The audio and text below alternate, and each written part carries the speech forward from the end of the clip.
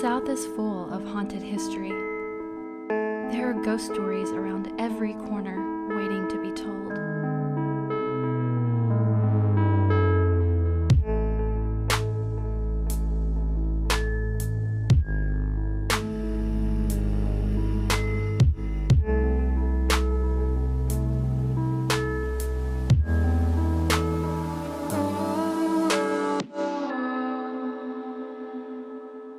I know that the paranormal is real. Along the Tennessee River Valley sits the charming city of Decatur, Alabama. Here, you'll find a location that houses a colorful history and is said to be a hot spot for paranormal activity. The Old State Bank.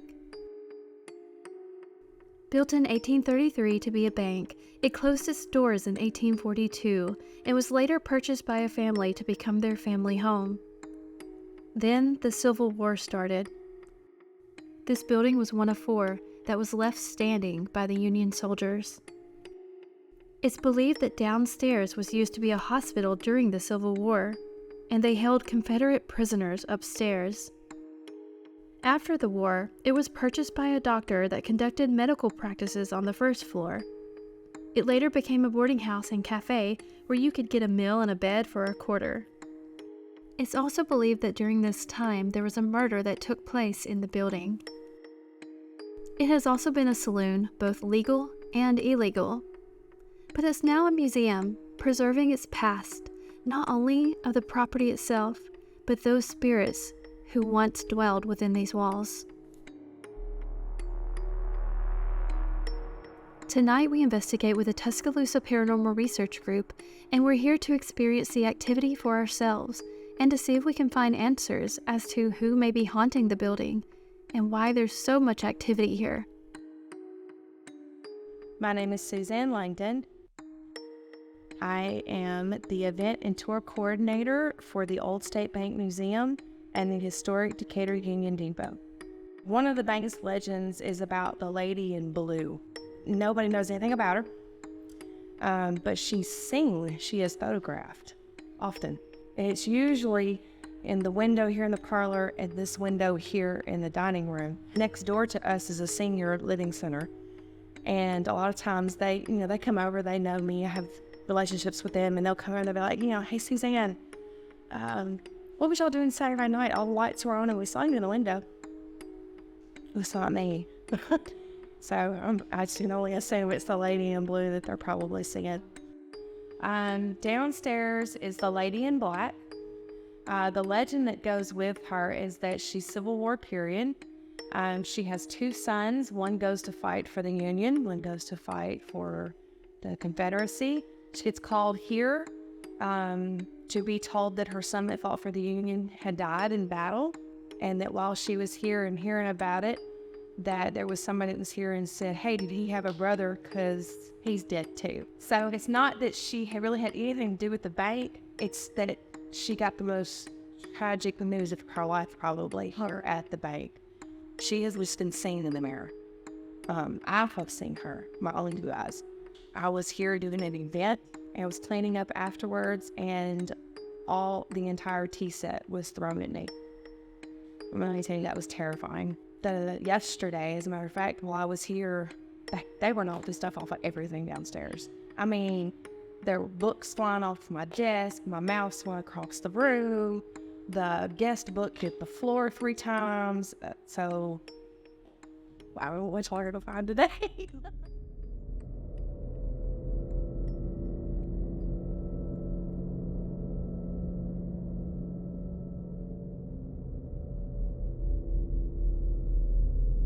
While the guys were still setting up our equipment, Heather and I started doing a baseline sweep for EMF readings.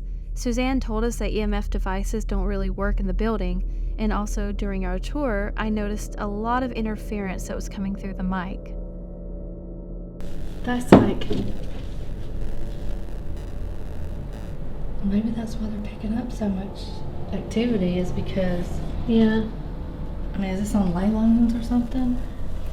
So we came outside to get a sweep around the perimeter to see if we're still going to get those high EMF spikes, and we noticed that there was some kind of tower. We don't know if it's a radio tower or what, but we think that that might be what's putting the high frequencies out here that's causing a lot of the EMF spikes and the interference that's coming through the mic. So we were walking around with the tri-field meter, the millimeter, and the K2, and they were pretty much spiking out. So there's something going on with high EMFs here, and I got a headache not too long ago, and so I think that might be the explanation for why my head hurts so bad.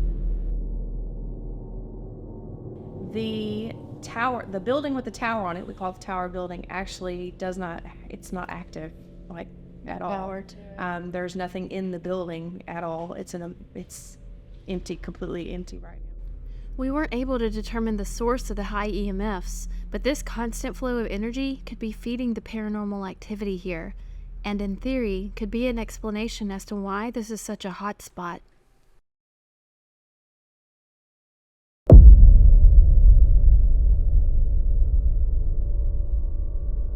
We are at the Old State Bank in Decatur, Alabama. This place has a lot of history, a lot of activity, and we're excited to see what happens.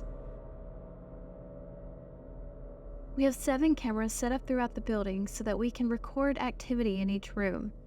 We set up a control center and we take turns monitoring the DVR.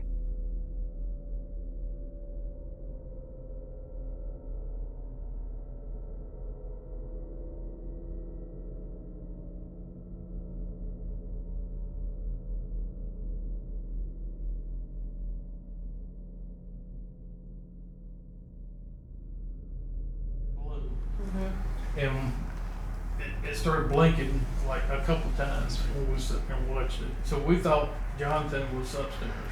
Yeah, I couldn't find out. Maybe you were in that guest room. No. So I came in a while ago and walked up right to it and walked up underneath it. And the whole time while I was walking, it did not go off. And it won't Okay. until you get about 4 or 5 steps off the ground. Right, because that's solid. During our first session of the night, David and Scott were watching the cameras and noticed our geophone detecting vibration on the stairs. David began to investigate to see if he could figure out what was setting it off. There were cars going up and down the highway right outside the building, however, that wasn't causing any vibration on the stairs. The traffic was constant, but the geophone going off wasn't. Footsteps on the stairs was the only thing that could set it off. They changed the battery in the device just to be sure that a low battery wasn't causing it to malfunction. It didn't go off any other time during the night. Could it have been a false reading? Or was it detecting the footsteps of a residual spirit walking the stairs? After we regrouped and began our second session of the night, Jonathan decided to sit alone on the stairs just in case the footsteps returned. He sat quietly as he listened. During this time, his audio recorder captured a strange whisper that he was unaware of at the time.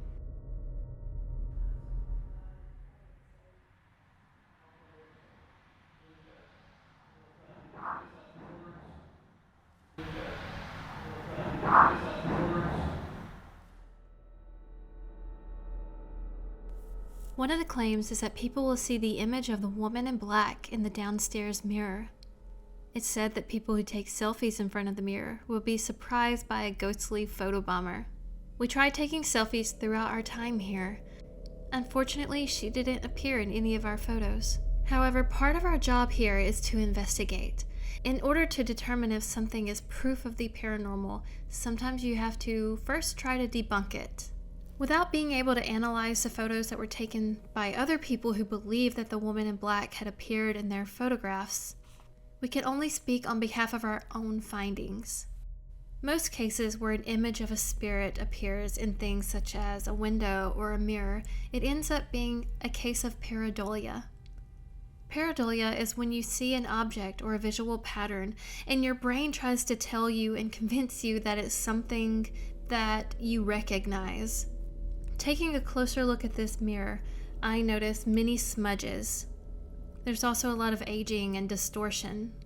Here's a photo I took where a smudge clearly could be mistaken as a face. and at first glance you can even make out what looks like a full-length dress or gown. Hopefully next time the lady in black will grace us with her presence.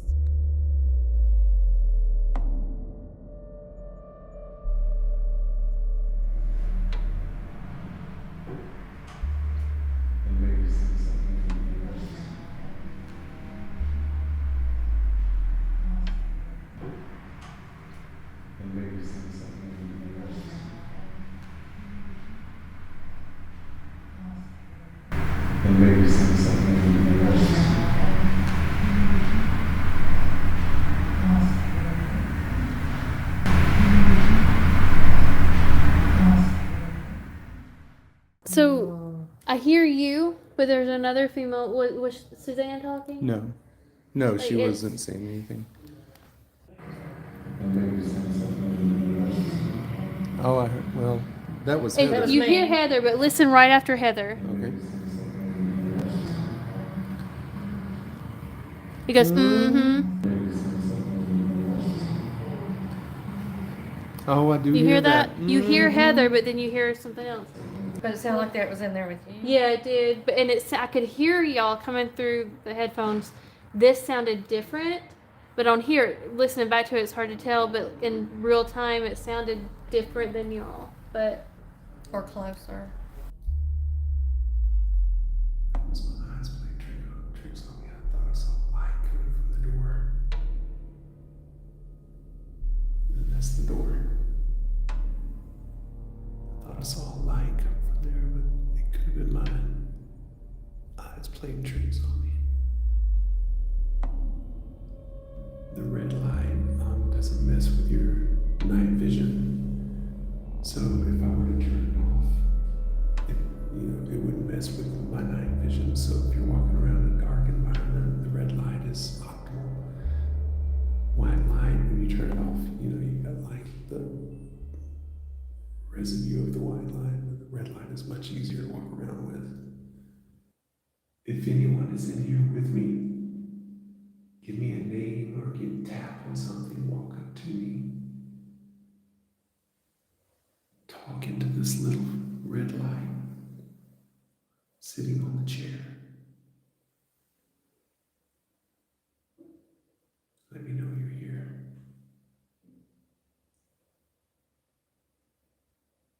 Another knock. Come on, do it again.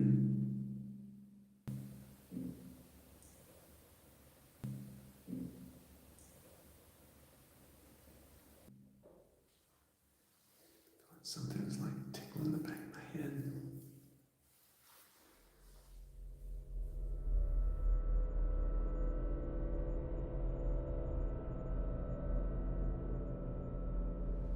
my name is Ashley. And I'm Craig. And I'm Heather. Could you come introduce yourself, please? A spirit box scans through AM and FM radio channels and creates a white noise. This effect enables spirits to communicate by alerting energetic frequencies to create words and sentences. This allows us to hear EVPs essentially in real time. Were you in charge of the money in the vault? And not letting people in? We also had a millimeter and a K2 to detect EMF fluctuations. Even though we couldn't use these devices in the rest of the building, the vault acts as a Faraday cage, shielding us from any false readings. The vault is also built with limestone, which is said to be a conductor for paranormal activity. Our devices began alerting us, as well as a cat ball, which has to be touched to light up. All three devices began going off at once. That was followed by a disembodied voice in the room with us, and not through the spirit box.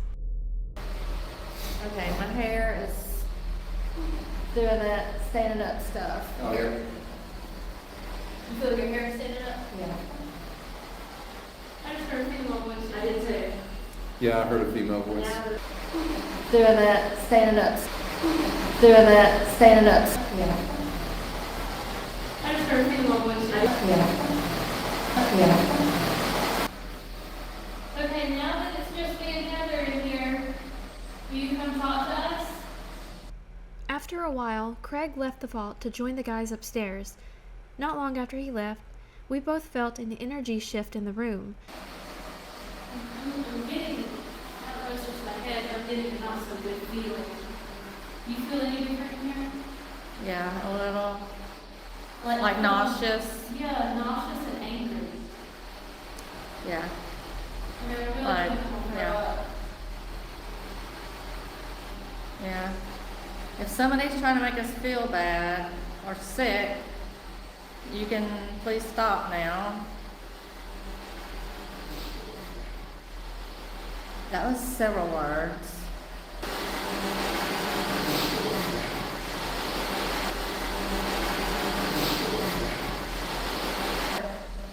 There's something, it felt like something, you know, that spider web feeling in your hair. Are you messing with Heather? Throughout our time in there, Heather kept feeling something tickle the back of her head. The interesting thing that we were unaware of was that Craig had earlier experienced the same thing during his time alone in the vault. Something was like tickling the back of my head. Did you kill someone?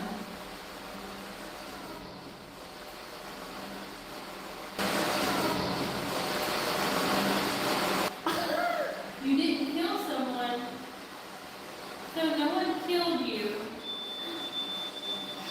Now it's flashing. Yeah. What does that mean? Get that headache again. So somebody killed you. Were you a slave? Is this Cherry Keys? What did he say? I don't know. It was a So couple you're of Cherry? Are we talking to Cherry? It sounded like it said it was something. It was failure. It was. We started receiving responses when we mentioned the name Cherry Keys, who was once a slave at this property. After we ended our spirit box session, we continued recording on our audio recorders. We didn't receive any EVPs other than what sounds like a child's voice. Okay, I guess we can go take a break.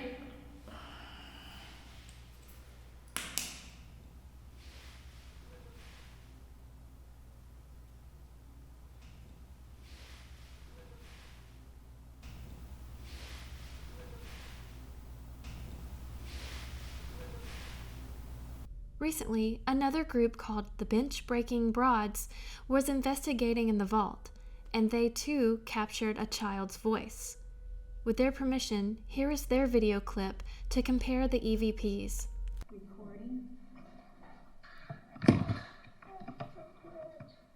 Recording.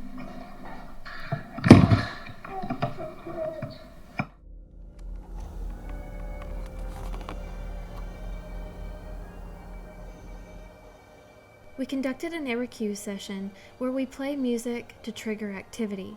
Craig, Heather, Jonathan, and myself were sitting quietly on the second floor, while David, Scott, and Suzanne remained on the first floor. Upstairs, while we were setting up, the four of us heard a disembodied male voice. During the RQ session, downstairs, Scott heard a female voice as if it was singing along with the music.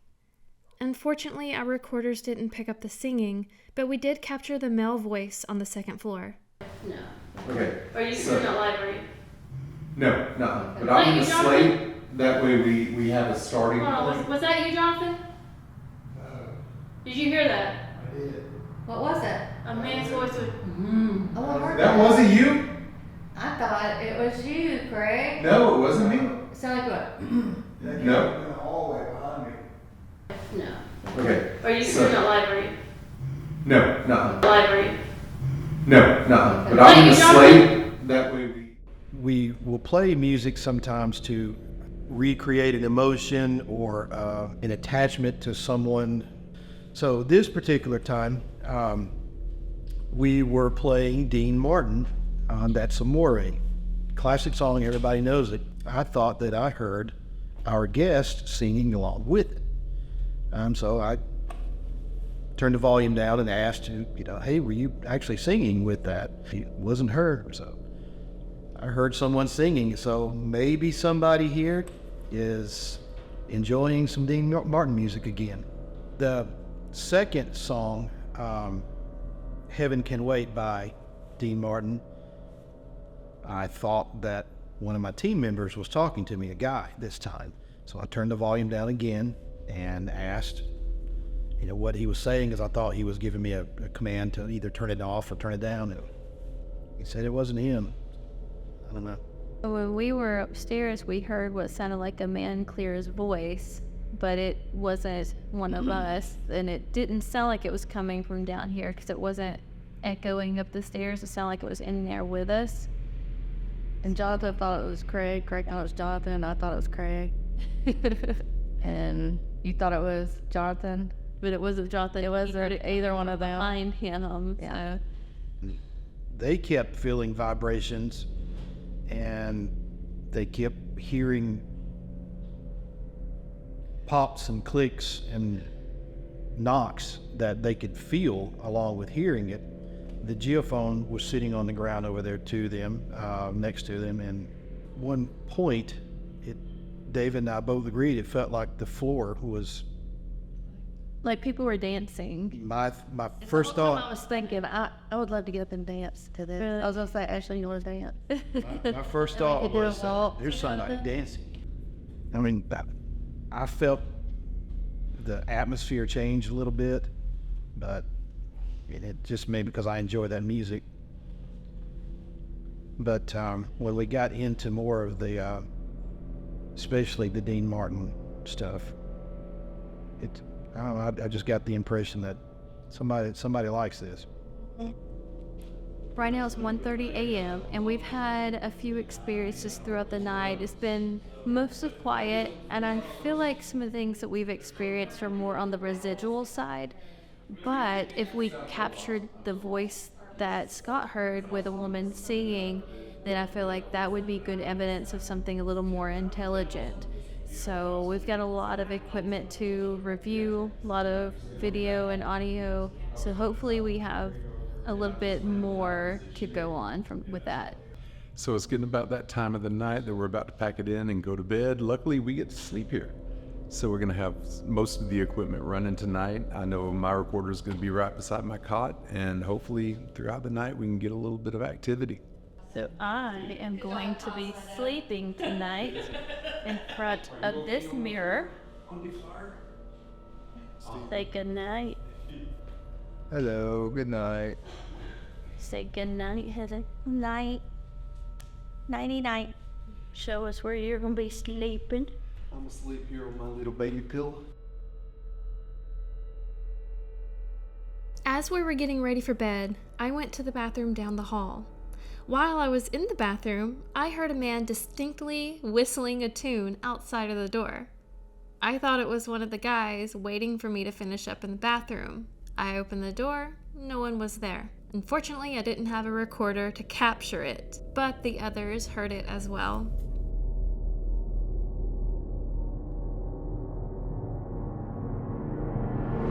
Well, the time has come. It's early morning. Everything's packed up. Time to say goodbye to Old State Bank. We have already packed up all our gear and everything. We're about to head to the car, and we heard whistling. Nobody did it. None of our team did it. Yeah, it was coming from this hallway, and like everybody's outside. Yeah, we were standing over here. whistling. Yeah, it just came from this hallway. Very loud and just Yes. prominent. I was for sure it was somebody in this building. Yeah, was that you whistling? Can you whistle again for me, please?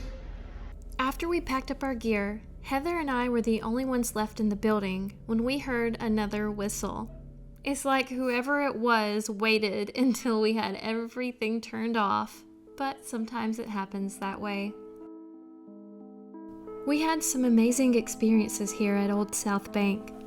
It's a place full of history and interactive spirits. It's definitely a place that we look forward to visiting again someday.